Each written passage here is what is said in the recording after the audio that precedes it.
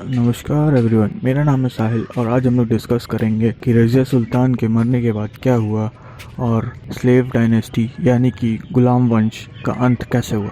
रज़िया सुल्तान के मरने के बाद दिल्ली सल्तनत की गद्दी खाली हो गई थी, जिससे दल चालीसा में रहने वाले सभी मंत्री और सेनापतियों में बहस हो गई कि अगला सुल्तान किसे बनाया जाए। बैराम शाह, जो कि बहुत ही तेज और चालाक था, उसने रज़िया के भाई होने का फायदा उठाया और दल चालीसा को खुद को राजा बनवाने के लिए मनवा लिया और फिर 1240 से लेकर 1242 तक रूल किया। बट 1242 में दल चालीसा ने उसे डिथ्रोन कर दिया और मशहूद शाह को दिल्ली का रूलर बना दिया। मशहूद शाह दल चालीसा के एक ऊंचे ओहदे वाला मंत्री हुआ करता था, जिसने अपना कार्यकाल 4 सालों तक संभाला। उसके बाद गद्दी नसीरुद्दीन महमूद शाह को दे दिया गया, जो कि बलबन का कजन हुआ करता था। अब हम जानते हैं उस रूलर के बारे जिसने सालों से चल रहे दिल्ली सल्तनत के रूलर्स के रूल को बदल कर रख दिया। उसका नाम था गयासुद्दीन बलबन। इसने 1265 से लेके 1287 तक रूल किया। इसने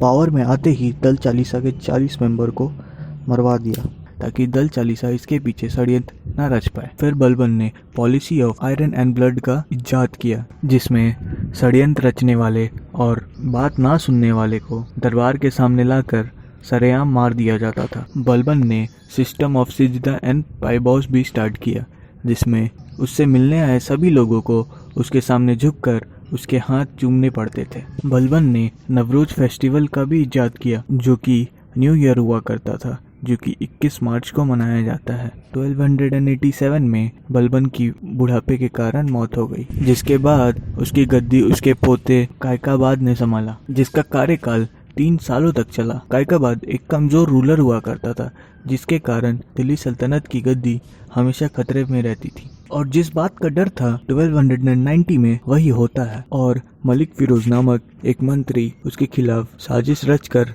उसे मरवा देता है। उसके मौत के बाद दिल्ली सल्तनत के बड़े मंत्री 6 साल के केमर्स को दिल्ली सल्तनत का रूलर बना देता है, जो कि कायकाबाद का कजन हुआ करता था। मलिक फिरोज, जिसने कायकाबाद का हत्या करवाया था, केमर्स को भी मारकर स्लेव डायनेस्टी यानी कि गुलाम वंश को ख़त्म कर देता है।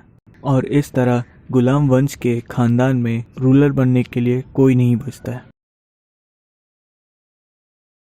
तो चलिए दिल्ली सल्तनत के सबसे पहले डायनेस्टी स्लेव डायनेस्टी के बारे कुछ फैक्ट्स जान लेते हैं। तो स्लेव डायनेस्टी का पहला रूलर कुतुबुद्दीन ऐबक था और लास्ट रूलर कायकाबाद था।